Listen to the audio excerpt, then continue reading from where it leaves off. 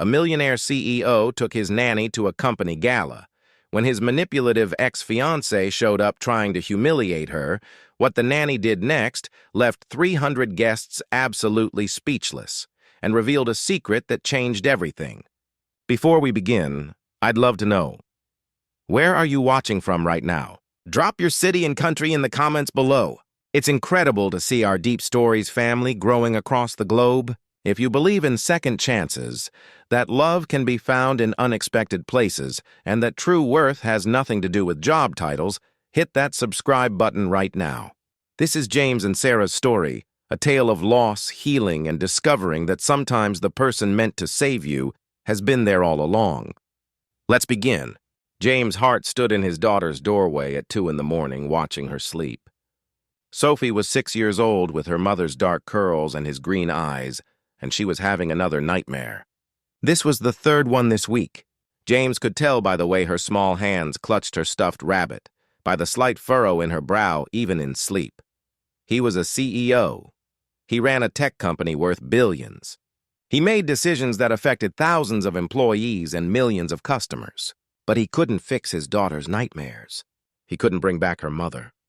And he was failing at the most important job he'd ever had, being Sophie's father. Daddy? Sophie's voice was small in the darkness. Her eyes opened, finding him immediately. I had the dream again. The one where Mommy's car— I know, sweetheart. James crossed the room in 3 strides, sitting on the edge of her bed. It's okay. I'm here. I miss her, Sophie whispered, and James felt his heart crack the way it did every time his daughter said those 3 words. It had been 3 years since the accident. 3 years since his wife Emma had been driving home from her sister's house in the rain, since the truck had run the red light, since James's entire world had shattered into before and after. I miss her too, James said quietly, brushing Sophie's curls back from her forehead. Every single day. Mrs. Peterson says I need to eat my vegetables, Sophie said, changing the subject the way children do when emotions become too big. Mrs. Peterson was their current housekeeper, a stern woman in her 60s who followed every rule James set but had all the warmth of a filing cabinet. But she makes them gross. Not like how Mommy used to make them. James closed his eyes. They'd had 4 housekeepers in 3 years, all perfectly competent. All completely incapable of filling the void Emma had left. I'll talk to her about the vegetables. She also won't read me the princess books because she says they're inappropriate gender stereotyping. Sophie made air quotes with her tiny fingers, and James would have laughed if his heart weren't breaking. I'll read them to you tomorrow, he promised, knowing even as he said it that he'd probably be stuck in a meeting until 8. Now try to sleep, okay? But as he tucked Sophie back in and returned to his own empty bedroom, James knew something had to change. He was drowning. Between running the company and trying to be both mother and father to Sophie, he was failing at everything. He needed help, real help. Not another Mrs. Peterson who followed rules but didn't understand that his daughter needed warmth. Needed someone who could chase away nightmares and make vegetables taste good and read princess stories without a lecture on gender politics. The next morning, James called his assistant. Jessica, I need you to find me a new nanny. Someone different this time. Someone who actually understands children. Not just someone with the right credentials. I need someone with heart. I'll start searching immediately, Mr. Hart, Jessica replied, and James heard the understanding in her voice. Jessica had been with him for 10 years. She'd watched him transform from a driven but happy man into someone who simply existed, moving from task to task without joy. The interviews began 2 days later. James met them all in his home office while Sophie was at school. First came Rebecca, who had a master's degree in early childhood education and the personality of a textbook. Then Marcus, who seemed great until he admitted he'd never actually worked with a child who'd experienced loss. Then Patricia, who spent the entire interview on her phone. Then David, who kept calling Sophie the child, as if she were a project rather than a person. By the 5th interview, James was ready to give up. And then Sarah Mitchell walked into his office and something shifted. She wasn't what he expected. Most of the candidates had come in expensive business casual, carrying leather portfolios and lists of credentials. Sarah wore simple jeans and a soft blue sweater that looked like it had been washed 100 times. Her light brown hair was pulled back in a practical ponytail. She carried a worn canvas bag instead of a briefcase. She looked real, approachable, like someone who might actually know how to comfort a 6-year-old with nightmares. "Mr. Hart," she said, her handshake firm but warm. "Thank you for seeing me. Your resume is—" James paused, looking down at the single page Jessica had given him. It was sparse compared to the others. No master's degrees. No list of wealthy families she'd worked for. Just 5 years as a private tutor and nanny, excellent references, and a note that she was available immediately. "Different from the others I've seen." "I don't have fancy credentials," Sarah said simply. "But I love children.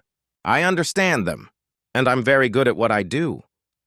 There was something in her voice, a quiet confidence that made James look up from the resume to really see her. She had warm, brown eyes that crinkled at the corners when she gave a small smile. She looked kind. More than that, she looked like someone who had known loss and learned how to keep living anyway. "Tell me why you want this position," James said, leaning back in his chair. Sarah was quiet for a moment, choosing her words carefully. "I want to make a difference in a child's life. Your assistant mentioned that Sophie lost her mother 3 years ago. I can't imagine how difficult that's been for her or for you. I'd like to help if you'll let me. Not just with the basic care and routines, but with the healing, with helping her feel safe and loved and normal again." "And you think you can do that?" James asked, and he hated how desperate he sounded. Everyone else promised they could help. "None of them did." "I think Sophie will tell you whether I can or not," Sarah said. "Children know who genuinely cares about them.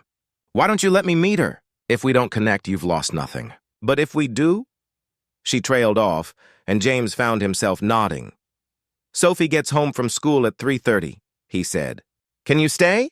Of course. James had 3 video calls scheduled for that afternoon, but he canceled all of them. He wanted to observe this meeting. Something about Sarah Mitchell made him cautious and hopeful in equal measure, and he needed to see how Sophie reacted to her before making any decisions. When the school bus dropped Sophie off, James met her at the door as always. "Hey, sweetheart. How was school?" "Fine," Sophie said, which was her standard answer. "We learned about fractions, but I don't understand why we need to cut pies into pieces." "Why can't we just eat the whole pie?" James smiled despite himself. "I have someone I'd like you to meet. Her name is Sarah, and she might come spend some time with us. Is that okay?" Sophie's face closed off immediately. "Like Mrs. Peterson?" "No," James said firmly. "Not like Mrs. Peterson. Come meet her and tell me what you think." He led Sophie into the living room where Sarah was waiting and watched carefully as his daughter's eyes found the stranger. Sarah didn't do what the others had done, didn't immediately approach with a too bright smile and a condescending tone. Instead, she simply smiled gently and stayed seated. "Hi, Sophie," Sarah said. "Your dad told me you have a stuffed rabbit. I have a stuffed elephant named Peanut. I've had him since I was your age." Sophie's eyes widened slightly. "Really? You still have him?" "Of course. Some friends are forever, right?" Sophie moved closer, curious now. "What's your rabbit's name?" "His name is Carrots," Sophie said, and then almost shyly, "Do you really still sleep with your elephant?" "Every night," Sarah said seriously. "He's very good at keeping nightmares away." Sophie's eyes found her father's face, then returned to Sarah. "I have nightmares. About my mom. She died in a car accident, and sometimes I dream about it even though I wasn't there." James's breath caught. Sophie rarely talked about the nightmares so directly, especially not with strangers. But Sarah didn't flinch, didn't offer empty platitudes or false cheer. "That must be really scary," Sarah said quietly. "I lost someone important too, and I had nightmares for a long time. Do you know what helped me?" Sophie shook her head. "I started drawing pictures of good memories instead. Every time I had a nightmare, the next morning I would draw something happy that I remembered about the person I lost. It didn't make the nightmares go away completely, but it helped me remember that the good memories were stronger than the scary ones." "I like drawing," Sophie said, and she moved to sit on the couch next to Sarah. close enough that their shoulders almost touched. "Could you teach me?" "I would love to," Sarah said. And when she looked up at James, he saw understanding in her eyes. Not pity, not the awkward sympathy he'd gotten used to from others. Just genuine understanding from someone who had walked through fire and survived. "Sarah," James said, his voice rougher than he intended. "Would you like to start on Monday?" Sarah's smile was like sunrise. "I would love that." That night, after Sarah had left and Sophie was in bed, James sat alone in his home office and wondered what he'd just done. He'd hired a nanny with minimal credentials based almost entirely on instinct and the fact that his daughter had smiled for the first time in weeks. It was impulsive, unprofessional, completely unlike him. And yet, for the first time in 3 years, James Hart felt something that might have been hope. Sarah Mitchell started work on Monday morning, and within 3 days, James's house felt different. He couldn't quite put his finger on what had changed. The furniture was all in the same places. Mrs. Peterson still came to clean twice a week. The routines were essentially unchanged. But something fundamental had shifted, like someone had opened windows in a house that had been sealed shut for too long. Sophie stopped having nightmares. Or rather, when she did have them, she would pad down the hall to the guest room where Sarah now stayed, and Sarah would comfort her back to sleep. James discovered this accidentally one night when he woke to check on Sophie and found her bed empty, his heart stopping, until he heard soft voices from Sarah's room. He'd stood in the hallway, listening to Sarah tell Sophie a story about a brave princess who learned that being scared didn't mean being weak, that the strongest people were the ones who felt afraid but kept going anyway. The vegetables became edible. Sarah had somehow coaxed Sophie into helping prepare dinner. And suddenly his daughter, who'd refused anything green, was happily eating roasted Brussels sprouts because we made them together. Daddy, and Sarah says they're baby cabbages, which is funny. The house filled with laughter again. James would come home from the office to find Sarah and Sophie doing art projects at the kitchen table, or building elaborate pillow forts, or reading together on the couch. Once he arrived to discover them both covered in flour, the kitchen a disaster, attempting to recreate Emma's chocolate chip cookie recipe that James had thought was lost forever. "We found it," Sophie had announced proudly, brandishing a recipe card. It was in the cookbook on the top shelf. Sarah helped me reach it. James had taken that recipe card with shaking hands. Seeing his wife's handwriting, her little notes in the margins about adding extra vanilla, about how Sophie loved these cookies warm, and something in his chest had cracked open. He'd expected it to hurt. Instead, it felt like healing. "Thank you," he'd said to Sarah later, after Sophie was asleep and they were cleaning the flour-covered kitchen together. "For everything. But especially for this." She needed those cookies, Sarah had said simply, efficiently wiping down counters. She needed that connection to her mother. And you needed it too, even if you didn't know it. James had looked at his nanny, really looked at her and wondered who she really was. Because Sarah Mitchell didn't talk like someone who'd simply been a tutor and nanny for 5 years. She spoke with an educated precision, used vocabulary that seemed almost academic. And sometimes he caught her reading when she thought no one was watching. Not romance novels or magazines, heavy books, philosophy, psychology, literature, and what he was pretty sure was French. "Sarah," he'd asked impulsively, "what did you do before you were a nanny?" She'd gone very still, her hand pausing mid-wipe. "I was a teacher." "What kind of teacher?"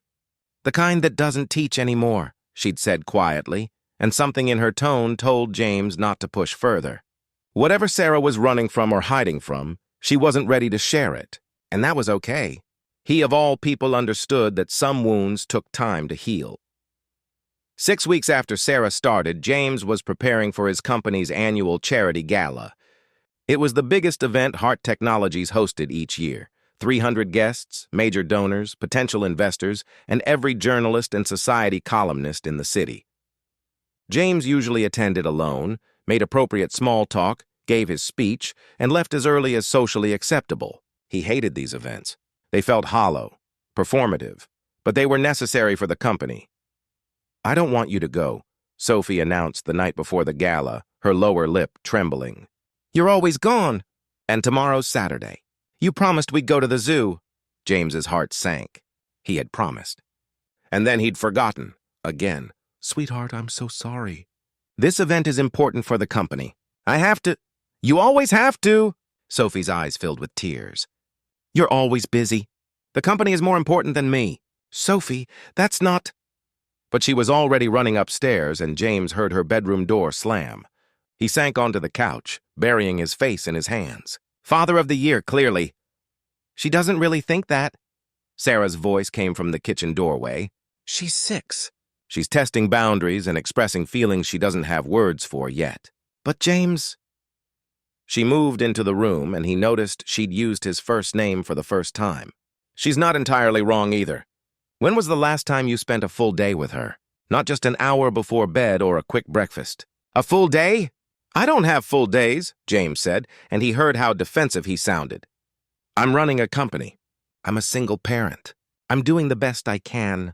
I know you are, Sarah said, and she sat down across from him. But Sophie's 6. She won't be 6 forever. She won't always want to go to the zoo with her dad. And you're drowning yourself in work because it's easier than feeling everything you lost. I understand that. I really do. But you're going to miss her childhood if you're not careful. James looked up sharply. You don't know anything about my life. You're right, Sarah said calmly. I don't. I only know what I see. And what I see is a good man, a good father, who's forgotten how to live because he's been too busy surviving. The gala is important. But is it more important than your daughter? Of course not. Then prove it, Sarah said. Take her to the gala with you. James stared. That's a black-tie charity event with hundreds of adults. It's not appropriate for a 6-year-old. Make it appropriate, Sarah challenged. Or better yet, take me too. I'll watch Sophie during the business parts. And she gets to see her father in his element. Gets to be part of his world instead of always being left behind in it. I can't ask you to give up your Saturday night for a work event. You're not asking. I'm offering. Sarah's brown eyes were serious. Take us both. Let Sophie get dressed up and feel special. Let her see that her father's work is important, but that she's important too, important enough to be included. And that was how Hart found himself arriving at the Metropolitan Museum's Grand Hall on Saturday evening with his 6-year-old daughter in a princess dress and his nanny in a simple but elegant navy gown that made him do a double take when she'd emerged from her room. Sophie was vibrating with excitement. Daddy, this is like a castle! Look at all the pretty lights! And everyone's dressed up like they're going to meet the queen. James couldn't help but smile at her enthusiasm. Several colleagues did double takes as he entered with Sophie and Sarah, but he ignored their surprise. Let them wonder. This was more important. Remember what we talked about, Sarah said quietly to Sophie. Inside voices, stay close to your dad or me, and if you get tired, we can leave early. I won't get tired, Sophie insisted. This is the best night ever! James made his rounds introducing Sophie to colleagues and donors. He was surprised by how many people softened when they met his daughter, how what were usually stiff business conversations became genuine exchanges when Sophie was part of them. She was charming without trying to be, asking questions with 6-year-old directness that made people laugh. Is that a real diamond? She'd asked Mrs. Chen, one of their biggest investors, pointing at her necklace. It is, Mrs. Chen had replied, amused. Wow, Daddy, when I grow up, can I have diamonds? You can have anything you want, sweetheart, James had said. Meaning it. I want a puppy more than diamonds, Sophie had declared. And Mrs. Chen had laughed so hard she'd had tears in her eyes. Everything was going perfectly. And then Victoria walked in. James saw her across the room and his entire body went rigid. Victoria Ashford, his ex-fiancée, the woman he'd almost married before he'd met Emma. The woman who had disappeared from his life after Emma died, unable to handle his grief, only to reappear periodically whenever she needed something or wanted to remind him of what they'd had. She was stunning, as always. A red dress that probably cost more than most people's monthly rent. Diamonds at her throat and ears. Hair styled perfectly. She saw James immediately, and her eyes lit up with predatory interest. James, Victoria purred, crossing the room with practiced grace. I heard you might be here. You look wonderful. And who is this? Her eyes swept over Sophie and Sarah with barely concealed disdain. Victoria, James said stiffly. This is my daughter Sophie. And this is Sarah Mitchell. Your nanny? Victoria's smile sharpened. How quaint, bringing the help to a charity gala. That's a new one, even for you. James felt Sarah go very still beside him. Sophie, sensing tension she didn't understand, pressed closer to Sarah's side. Sarah is part of our family, James said firmly. She's more than welcome here. Of course, of course. Victoria waved a dismissive hand. I didn't mean any offense. I'm sure she's very good at whatever it is she does. The way Victoria said it made it clear she thought Sarah did very little of value.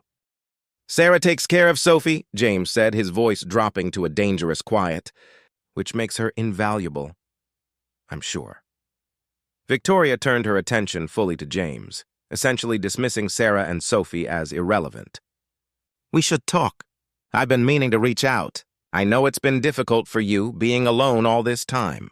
I thought perhaps we could have dinner sometime.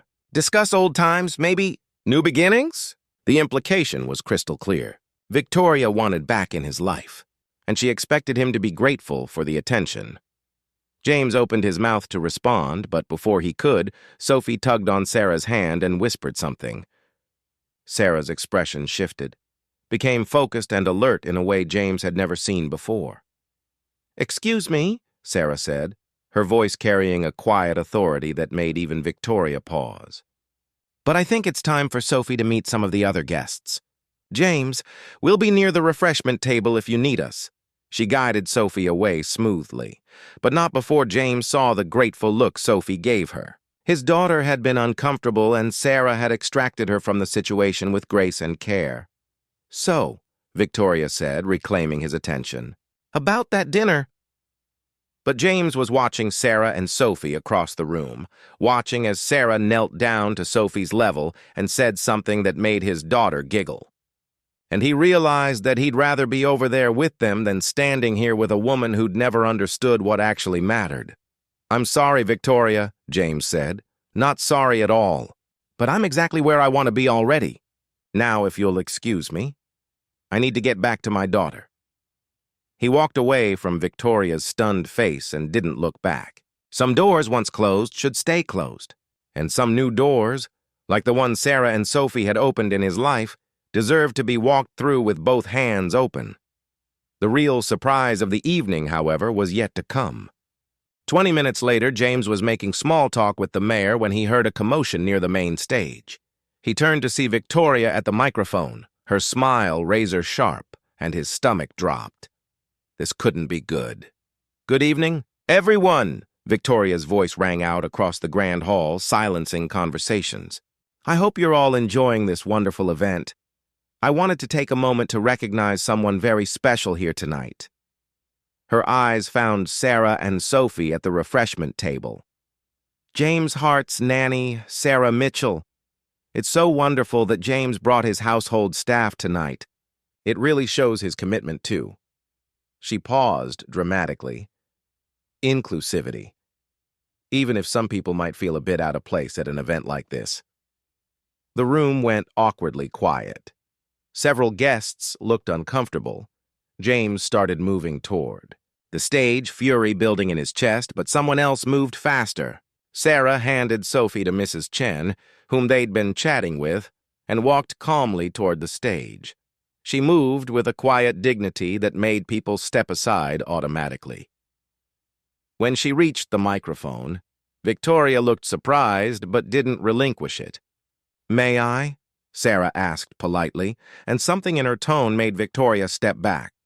Sarah took the microphone, and when she spoke, her voice carried across the hall with a calm authority that made even James stop and stare.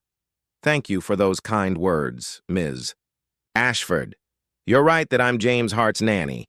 I take care of his daughter Sophie, which is one of the greatest privileges of my life. And you're also right that I might seem out of place at an event like this. She paused, and James saw something shift in her expression, a decision being made. You see, 3 years ago, I was Dr. Sarah Mitchell, professor of child psychology at Columbia University. I had published 2 books on childhood trauma and grief. I gave keynote speeches at conferences very much like this one. I was on track for tenure and considered a rising star in my field. The room was completely silent now. Even Victoria had gone pale.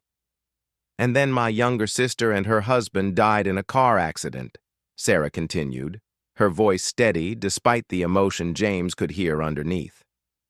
They left behind 2 beautiful children who were suddenly orphaned. I became their guardian overnight, and I realized that all my research, all my academic knowledge, meant nothing compared to actually being there for 2 grieving children who needed stability more than they needed an aunt with impressive credentials. James felt like someone had punched him in the chest. Sarah. Dr. Sarah Mitchell. He'd heard that name before years ago. Emma had owned one of her books, a groundbreaking text on helping children process loss. Oh, God. I took a leave of absence that turned permanent, Sarah said. I raised my niece and nephew, and when they were finally stable enough, when they'd healed enough to not need me every minute of every day, I discovered something.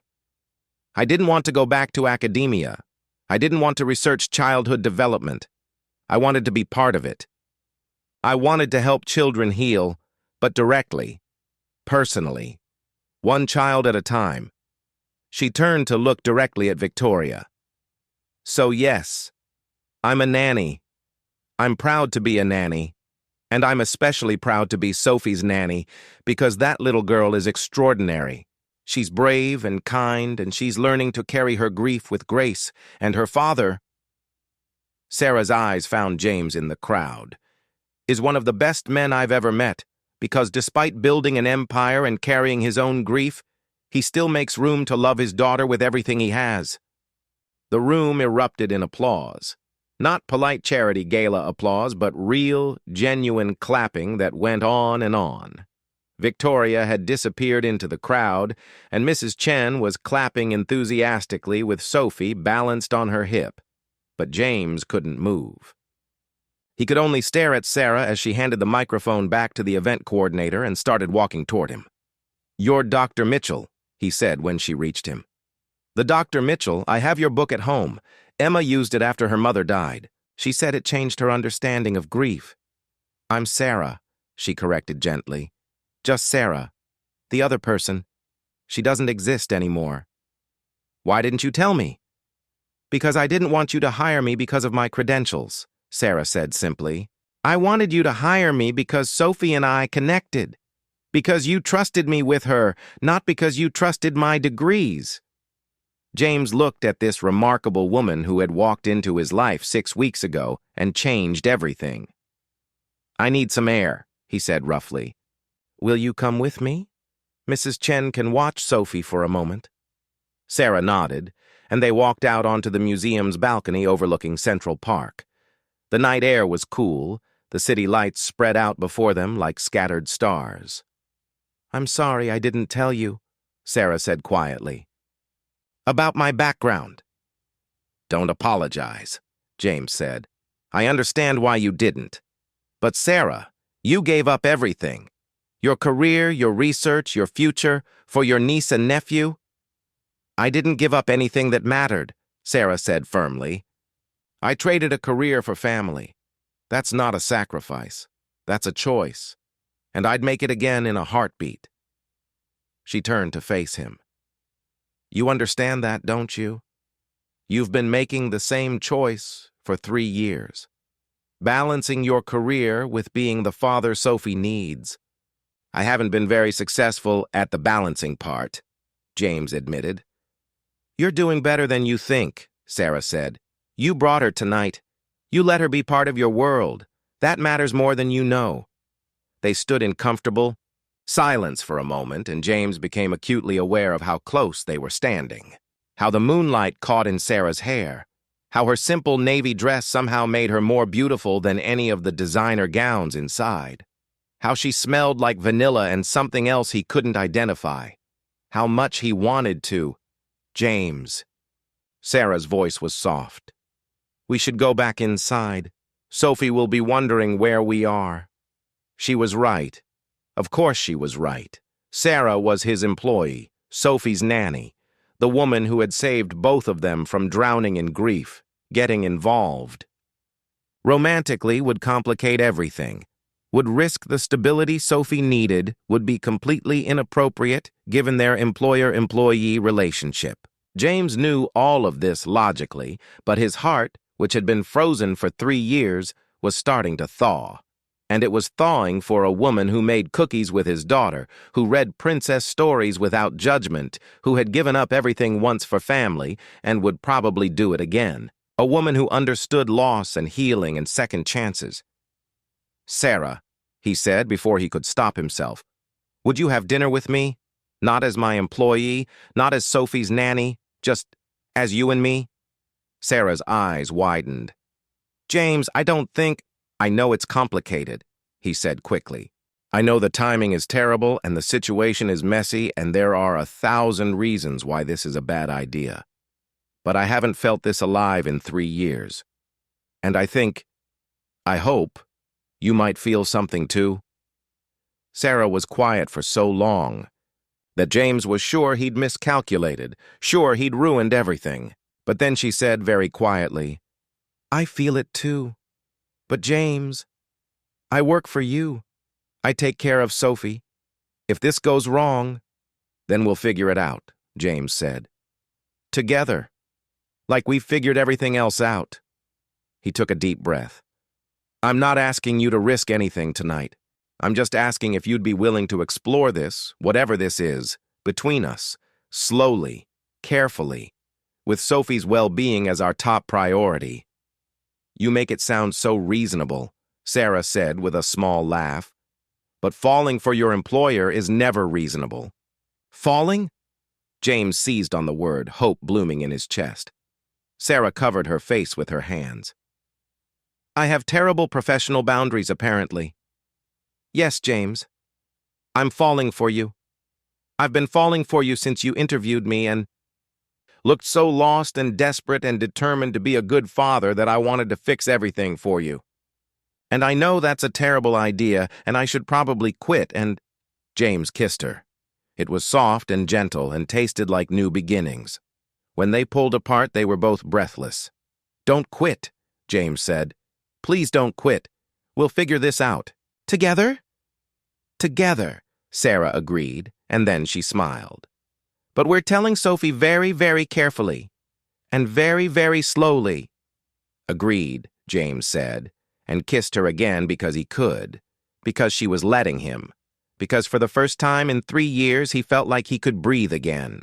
Inside, Sophie was regaling Mrs. Chen with a story about her stuffed rabbit carrots, completely oblivious to the fact that her father's entire world had just shifted on its axis. Victoria had left early, her attempt to embarrass Sarah having backfired spectacularly. The gala continued around them, but James and Sarah stood on that balcony a little while longer, holding hands and watching the city lights, both of them silently grateful for second chances and unexpected love. "We should go back," Sarah said finally, "before people start talking." "Let them talk," James said, but he let her lead him inside anyway because she was right. They needed to be smart about this, for Sophie's sake. But as they rejoined the party, as James watched Sarah laugh with Sophie and help his daughter chase down a runaway napkin, he knew with absolute certainty that he was going to marry this woman. Maybe not today, maybe not even this year, but eventually. Because Sarah Mitchell, Dr. Mitchell, professor, author, aunt, nanny, and now the woman he loved, was his second chance. And he wasn't going to waste it. James and Sarah agreed to take things slowly. They would date privately, carefully, always with Sophie's emotional well-being as the top priority. They wouldn't tell Sophie anything until they were absolutely certain this was permanent. They would be professional when others were around. They would be cautious and reasonable and mature about the entire situation. They lasted exactly 4 days before Sophie figured it out anyway. "You like each other," Sophie announced at breakfast on Thursday morning, pointing her spoon at them accusingly. Like, the way Emma liked Jake in my class before he moved away." James nearly choked on his coffee. Sarah went very still, her hand frozen halfway to her orange juice. "What makes you think that, sweetheart?" James asked carefully. "You smile at each other weird," Sophie said matter-of-factly. "And yesterday when Sarah was reading to me, you came in and you both got all—" She scrunched up her face, searching for the word. "Blushy. And you hold hands when you think I'm not looking." James looked at Sarah helplessly. They'd been so careful, or at least they'd thought they were. Apparently 6-year-olds were more observant than they'd given credit for. "Sophie," Sarah said gently, "how would you feel if your dad and I did like each other? Would that bother you?" Sophie considered this seriously, swinging her legs under the table. "Would you stop being my nanny?" "Never," Sarah said immediately. "Even if things changed between your dad and me, I would still be here for you. I would still read you stories and make cookies and help chase away nightmares. That wouldn't change." "Would you be my new mom?" The question hung in the air, heavy with hope and fear and the memory of a woman who couldn't be replaced. James opened his mouth to answer, but Sarah beat him to it.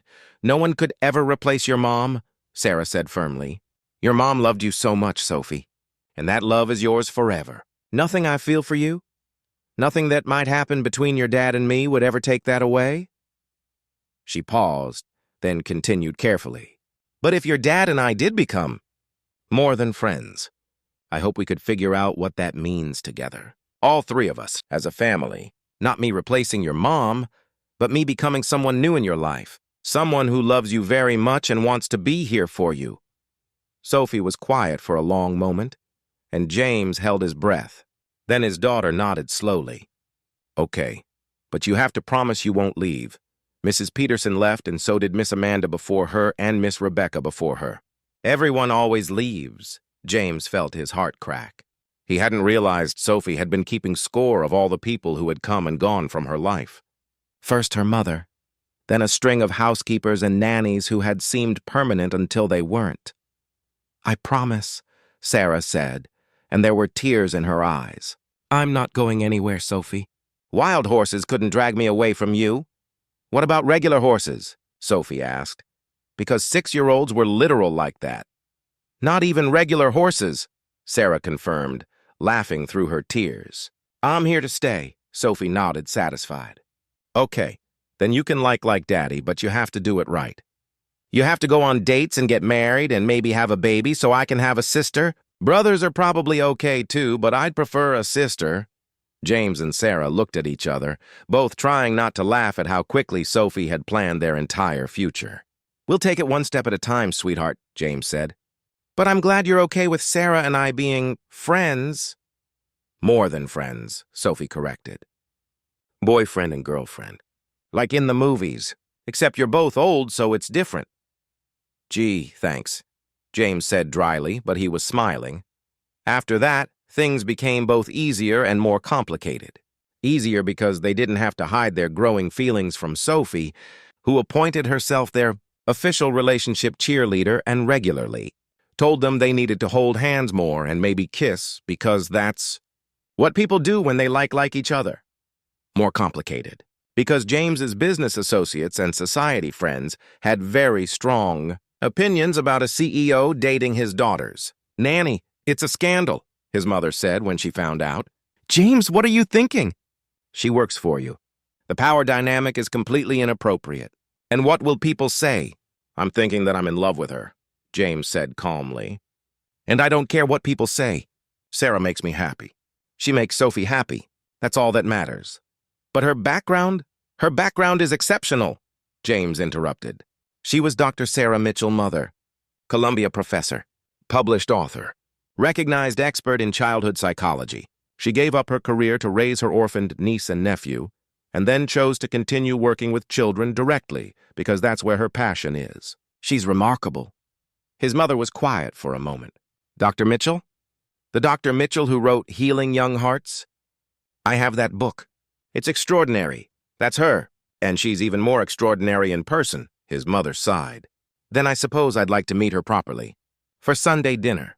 If she's going to be part of Sophie's life, part of your life, we should do this correctly." The dinner with James's family was nerve-wracking for Sarah, but she needn't have worried. Sophie monopolized the conversation, regaling her grandmother with stories about Sarah's teaching methods and how they'd memorized all the state capitals using a song Sarah had made up. James's mother, previously skeptical, watched Sarah interact with Sophie and slowly began to smile.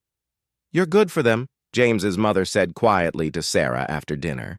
When James and Sophie were in the other room arguing cheerfully about which movie to watch, "I haven't seen my son smile like this since Emma. And Sophie is like a different child, lighter, happier." "They're good for me too," Sarah said honestly. "They've given me purpose again, family again, a chance to use everything I learned, but in a way that feels real and meaningful." "Do you love him?" Sarah didn't hesitate. "Yes, with everything I have." "Good," James's mother said, and pulled Sarah into an unexpected hug. "Then welcome to the family, dear. We're a bit intense, but we love fiercely." 6 months after that gala, where Victoria had tried to humiliate her, Sarah moved out of the guest room and into James's bedroom. They'd talked to Sophie about it extensively first, making sure she understood what was happening and was comfortable with the changes. Sophie had rolled her eyes and said, "Finally! You two are so slow!" which had made both adults laugh. James sold his company penthouse, too many memories of his marriage to Emma, too much of a shrine to the past, and they found a new home together. A beautiful brownstone with a yard where Sophie could play and room for the little sister or brother she kept insisting she needed. Sarah's niece and nephew, now teenagers, came to visit often, calling James Uncle James, with the ease of children who'd expanded their definition of family to include whoever loved and cared for them. But the real moment of truth came one ordinary Tuesday evening. James was working late, and Sarah was helping Sophie with a school project about family trees. Sophie had drawn James and Emma at the top, with a line down to herself. And then she'd drawn another branch. Sarah connected to both Sophie and James with careful lines. "Is this okay?" Sophie asked quietly. "I know Sarah's not my real mom, but she feels like family. Can I put her on my family tree?" Sarah's eyes filled with tears. "Sophie, that's one of the most beautiful things anyone has ever done for me." "Of course it's okay. But what if kids at school say it's wrong? That she's just the nanny? Then you tell them that family isn't about job titles," Sarah said firmly. "Family is about love, and I love you more than anything in the world." "More than chocolate?" Sophie asked, because she needed to test these declarations. "More than chocolate. More than puppies?" "More than puppies. More than daddy?" Sarah smiled. "Different than daddy, but yes, just as much. You and your dad are the two most important people in my whole life, and I'm so grateful I get to be part of your family tree." Sophie nodded, satisfied, and continued drawing. She added leaves to the branches and flowers around the edges, and at the bottom she wrote in careful 6-year-old handwriting, "My family, the real kind." When James came home an hour later, Sarah showed him the drawing.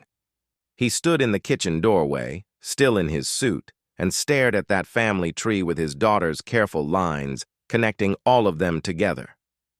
Then he pulled a small velvet box from his jacket pocket. "I was going to wait," he said. "Plan something elaborate. Make it perfect. But I think Sophie just gave me the perfect moment." He dropped to one knee right there in the kitchen while Sarah stared at him in shock.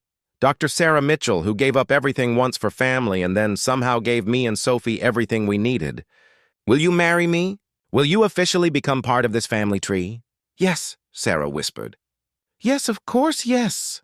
They kissed in the kitchen while Sophie's family tree drawing watched from the refrigerator door where it was already proudly displayed with a magnet. And when Sophie woke up the next morning to find Sarah wearing a ring, she screamed so loud that the neighbors probably heard her 3 blocks away. "I knew it! I told you they'd get married, carrots," she said to her stuffed rabbit. "I'm going to be the flower girl and wear a princess dress and everything." "Actually," Sarah said, kneeling down to Sophie's level, "I was hoping you'd be something even more special.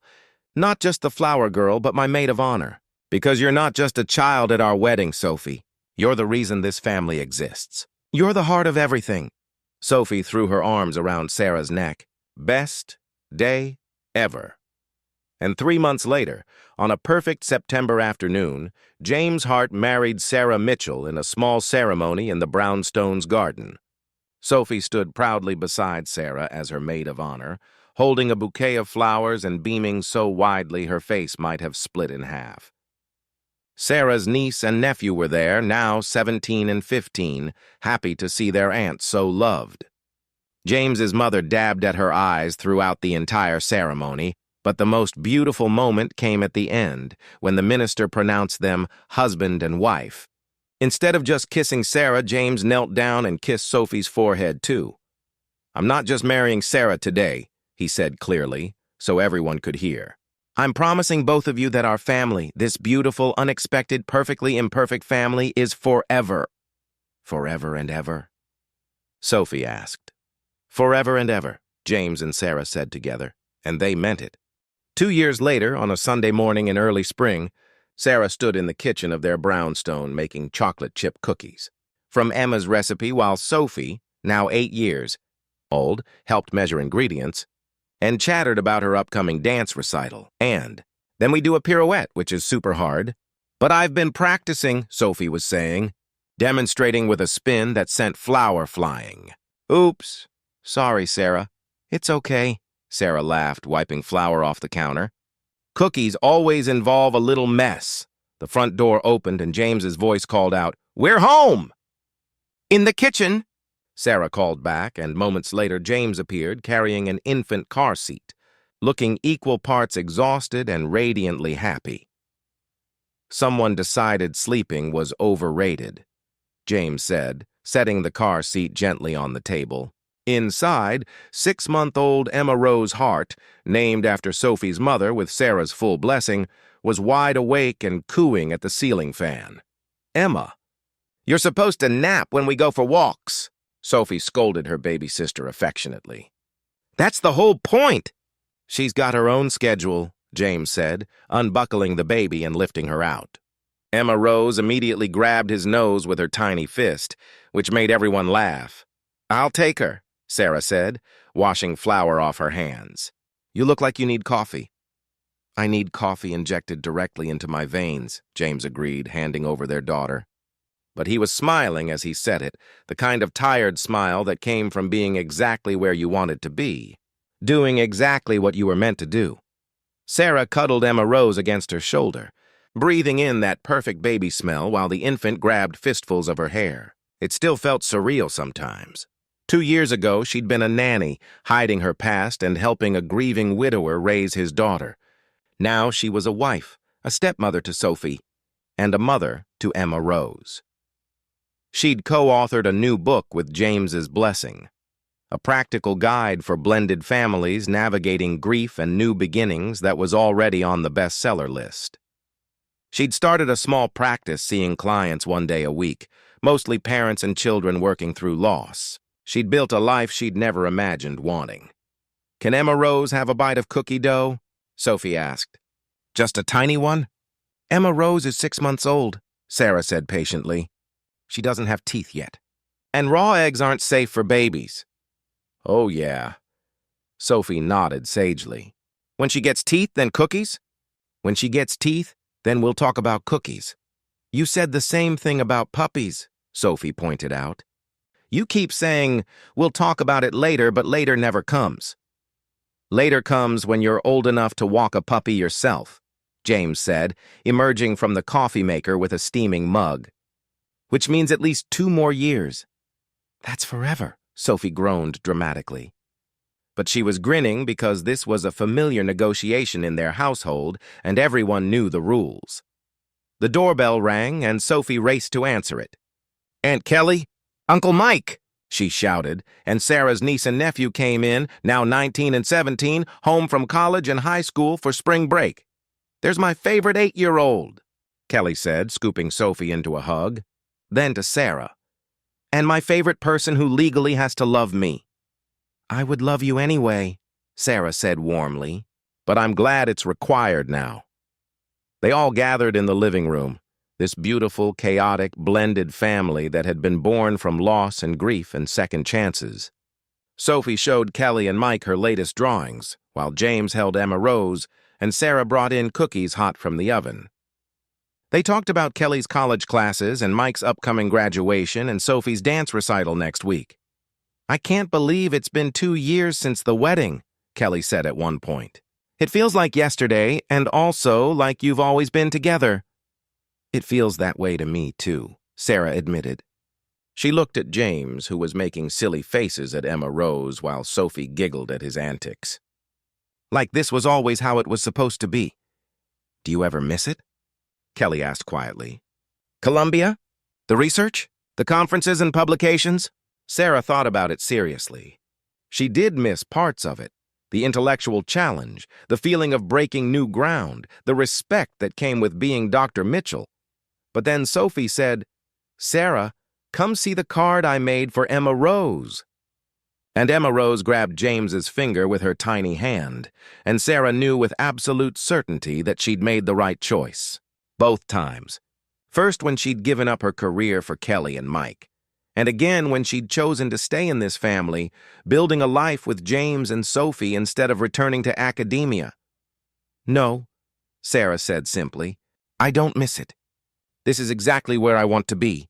That evening, after Kelly and Mike had left and Sophie was in bed and Emma Rose was finally, miraculously sleeping, Sarah and James sat on their bedroom balcony watching the city lights. James's arm was around her shoulders, and Sarah leaned into his warmth, content. "You know what tomorrow is?" James asked. "Monday?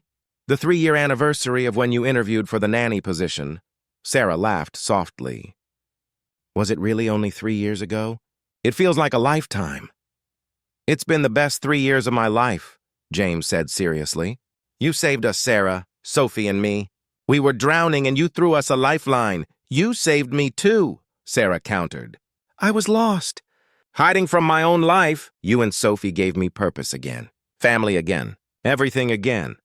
They sat in comfortable silence for a while, and then James said quietly, "I went to Emma's grave today, while you were making cookies.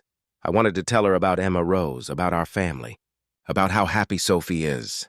Sarah went very still. James didn't talk about his first wife often, but when he did, Sarah always listened.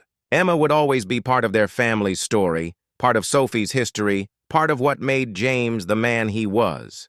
"What did you say?" Sarah asked gently.